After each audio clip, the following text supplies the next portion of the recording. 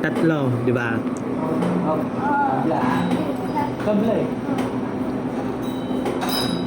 3. Alam. Nanalo siya? Talo ka din eh. Magkano ba yun? Si ano, yun oh, yung kasama nyo. Saan yung mama nyo? Ito wala. Nahihirap mo na sa bahay mo. Buntis mama niya. Kumain na kayo? Buntis mama niya. Kumain ka na ata eh. Bili mo pagkain yung binigay ko. Totoo. Ano yung bili mo doon? Tara, bali ka. Ito na lang kayo.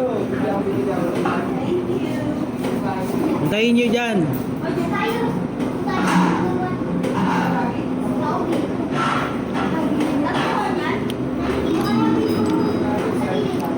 So, bibili ng pagkain niya ko sa anak ko.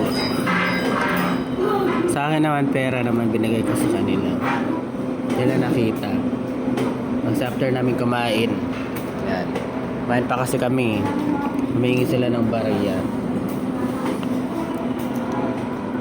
Naghihintay sila, oh, di ba?